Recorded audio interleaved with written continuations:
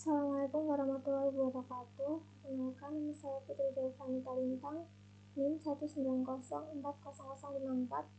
Di sini saya akan menjelaskan tentang aplikasi framework CodeIgniter 4 dengan judul dengan nama aplikasi yang saya buat adalah Sistem Informasi Akademik. Sebelum saya menjelaskan aplikasi yang telah saya buat, saya akan menjelaskan sekilas tentang CodeIgniter terlebih dahulu. Apa sih itu CodeIgniter? CodeIgniter merupakan suatu kerangka kerja framework pengembangan aplikasi yang digunakan untuk membangun aplikasi berbasis web menggunakan bahasa pemrograman PHP. Framework juga secara sederhana dapat diartikan sebagai kumpulan dari fungsi atau fungsi, prosedur, dan kelas untuk tujuan tertentu yang dapat digunakan sehingga mempermudah dan mempercepat pengembangan aplikasi berbasis web tanpa harus membuat fungsi atau kelas dari awal. Penggunaan CodeIgniter sendiri sangat tepat apabila satu, pengguna menginginkan framework dengan ukuran yang sangat kecil. Kedua, pengguna membutuhkan framework dengan kinerja yang luas. Ketiga, pengguna membutuhkan framework yang tidak diharuskan untuk mematuhi aturan ketat dalam proses pengkodingan. Keempat, penggunaan CodeIgniter itu untuk menghindari kompleksitas dan mendukung solusi yang sederhana. Kelima, CodeIgniter memerlukan dokumentasi yang jelas dan menyeluruh. CodeIgniter 4 itu merupakan pengembangan dari CodeIgniter sebelumnya, yaitu CodeIgniter ketiga.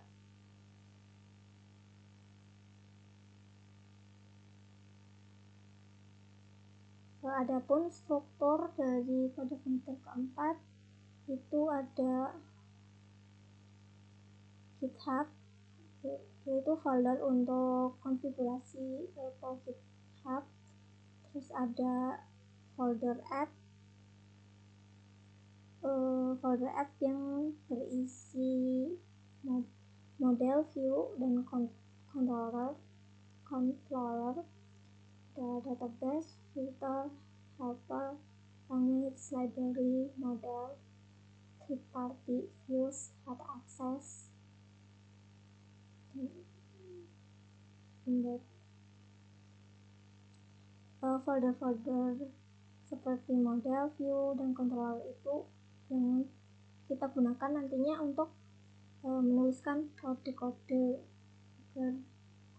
untuk membuat sebuah aplikasi web. Serta ada folder public. Ini folder public berisi file yang bisa diakses oleh publik seperti index.php. Di sini ada folder CI aplikasi yang saya buat itu ada asset, CSS, image, dan JS. Terus ada folder test, itu berisi kode untuk melakukan testing. Serta ada folder vendor, berisi library yang dibutuhkan aplikasi. Folder ini biasanya dibuat oleh komposer. Lalu struktur CI selanjutnya ada readable, itu folder yang bisa ditulis oleh aplikasi yang biasanya digunakan untuk menyimpan file, log, dan session, serta lain sebagainya. Untuk folder apps itu folder yang akan berisi kode dari aplikasi yang akan kita kembangkan.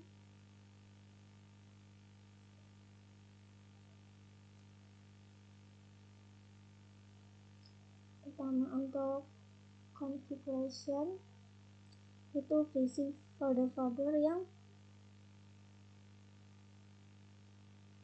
nantinya akan digunakan pada konfigurasi untuk aplikasi yang kita buat.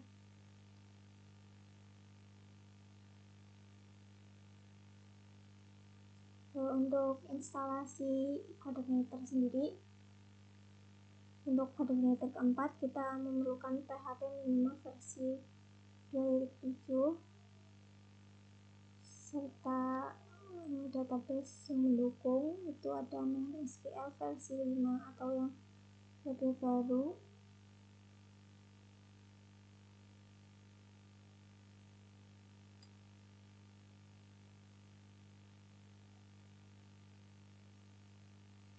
Di sini saya akan menjelaskan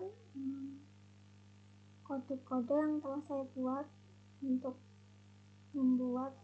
membangun aplikasi sistem informasi akademik yang saya buat. Di sini ada pada folder controller ada file dashboard.php yang berisi model yang nantinya jika akan tampil di website itu ada judulnya, yaitu CI Akademik Teknik Informatika UMT dashboard, dan untuk sesi login dan logout itu ada nama, email. Di sini ada function dosen, ada function tambah dosen, serta directory logout. Selanjutnya ada file home. Ya, hanya ini dan menampilkan view welcome message dan file login yang digunakan ketika kita melakukan login dan logout dengan function session model, new user model, email, request. Setelah kita mengisikan email, nantinya ketika aplikasi ini dijalankan di browser, itu terus mengirimkan email agar nantinya bisa login serta password. Jika password benar, jika kita melakukan proses login, maka akan dicek emailnya, role ID, user, dan email. Jika semuanya telah benar, maka akan dapat login. Tapi jika tidak, maka akan ada pesan yang mengatakan bahwa login yang kita lakukan salah, atau password tidak benar, atau email tidak ditemukan. Untuk role ID sendiri, role ID 1 itu untuk admin, role ID 2 untuk mahasiswa, dan role ID 3 itu untuk dosen. Di sini ada file mahasiswa.php yang berisi ada profile dengan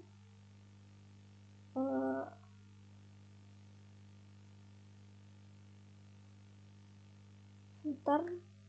Ini kode untuk menampilkan footer Delphi mahasiswa, profil mahasiswa.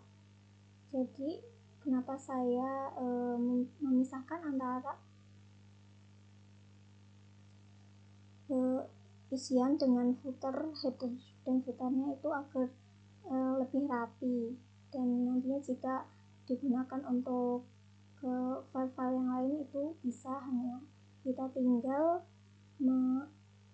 menuliskan alamat nama file yang nantinya akan kita panggil.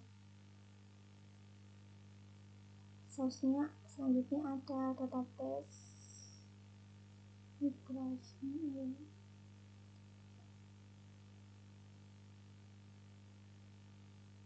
Ya, untuk model di sini ada user model.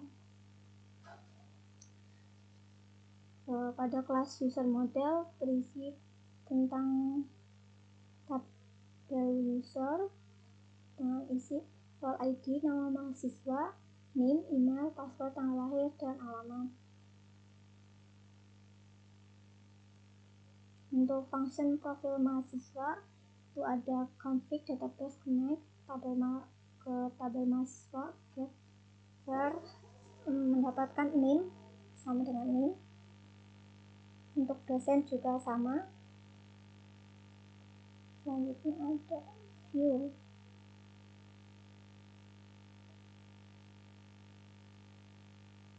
Mahasiswa.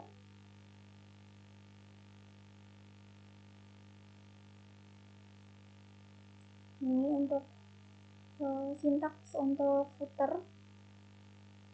Sini saya menggunakan CS dan bootstrapnya footer.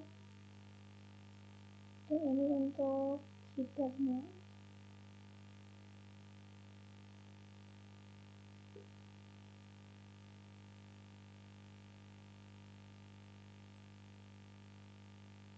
Login juga sama, ada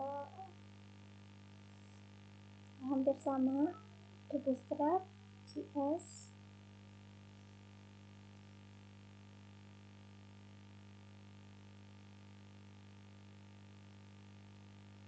yaitu view layout serta admin itu isinya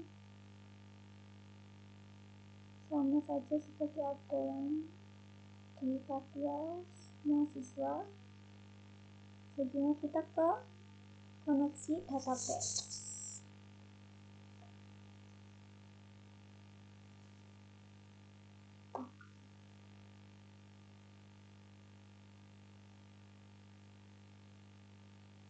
Nah, di sini untuk aplikasi sistem informasi akademik yang saya buat, saya menamakan database dengan nama DB Akademik. Selanjutnya untuk mengkoneksikan antara database dengan kode-kode ini, kode yang telah saya buat itu berada di file config, yaitu database dengan directory hostname, localhost, username, root, passwordnya tidak ada, dan databasenya seperti tadi ya, namanya DB Akademik, DB drivernya MySQL, DB debug itu environment diganti menjadi production karena kita yang sedang membuat, membangun, mengedit dan lain sebagainya. Jadi kan karena kita membuat, menuliskan kode-kode, jadi masuk ke production.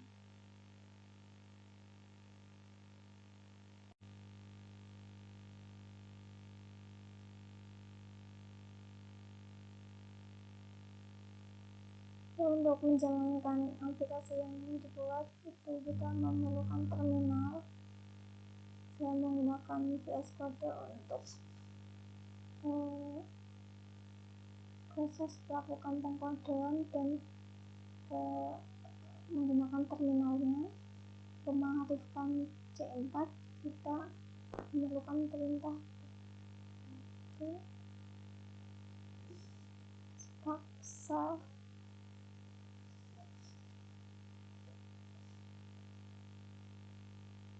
Jika seperti ini maka program CI4 yang kita buat itu telah aktif. Lalu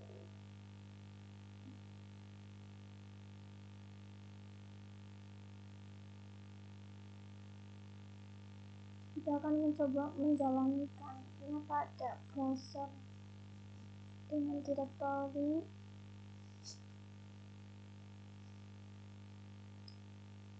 nama domain, nama folder,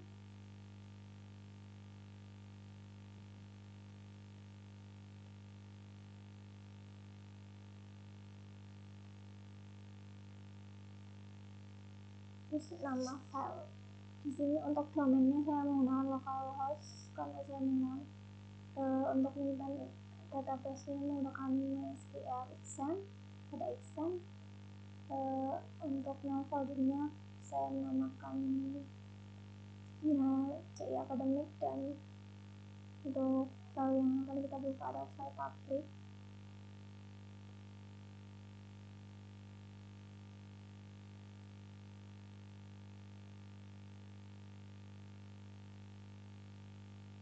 Ini untuk halaman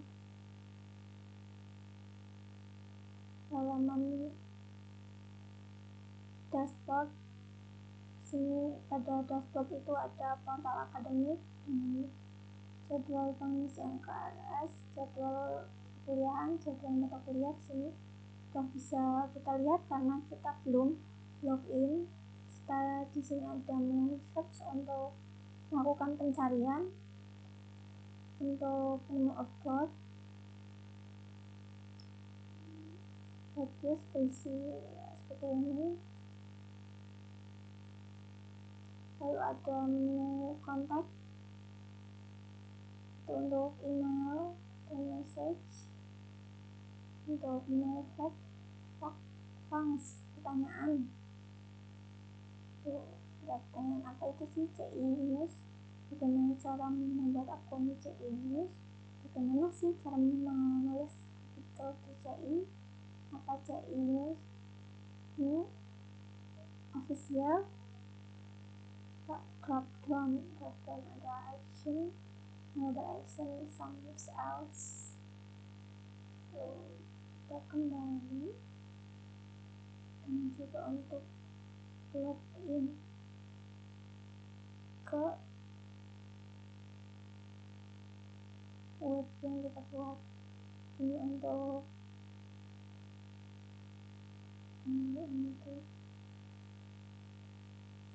halaman loginnya seperti ini.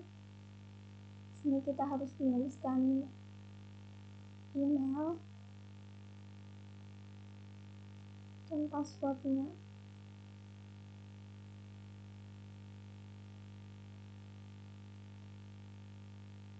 Di sini saya mencoba untuk login pada role ID kedua, yaitu pada mahasiswa. Dan ini adalah tampilan menu pada mahasiswa. Itu terdapat home, profile, kartu hasil studi, KRS, dan jadwal perkuliahan. Untuk profile terdapat mahasiswa, nama mahasiswa, email, tanggal lahir, jenis kelamin, dan alamat. Ini juga bisa diupdate ya, untuk misal ada nama yang salah maka kita menggantinya. Terus untuk save update tinggal diklik. Selanjutnya kita mencoba untuk logout dan kita mencoba untuk login pada admin. Halaman loginnya sama, hanya directory pada role ID-nya berbeda. Jika kita menggunakan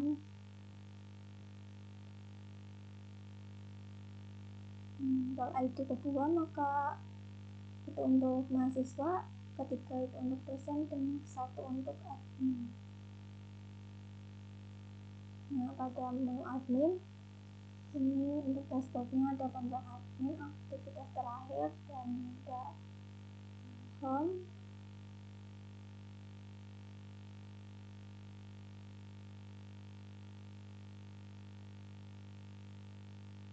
ada manajemen dosen, ada manajemen mata kuliah, manajemen jadwal, logout akun, serta ada foto. Tadi pada menu mahasiswa juga ada fotonya. Untuk manajemen dosen, di sini terisi untuk dosen, nama dosen, serta aksi untuk menambahkan dosen, mengedit atau menghapus. Jika kita klik mengedit, maka ya kita bisa mengedit, mengganti nama, nick, dan lain sebagainya. Jika kita menambahkan dosen, itu nicknya akan otomatis melanjutkan dari nick di atasnya. Ini ada 21600912, sedangkan pada nick sebelumnya ada 21600911. Itu sudah otomatis akan terurut. Lalu jika kita ingin menghapus, maka akan mendapatkan pesan seperti ini dengan kalimat, apakah Anda yakin ingin menghapus dosen Raditya Mardika ini? Jika ya, maka akan harus mengklik OK. Jika tidak, kita klik cancel. Saya tidak ingin menghapus, jadi cancel. Oke, sekian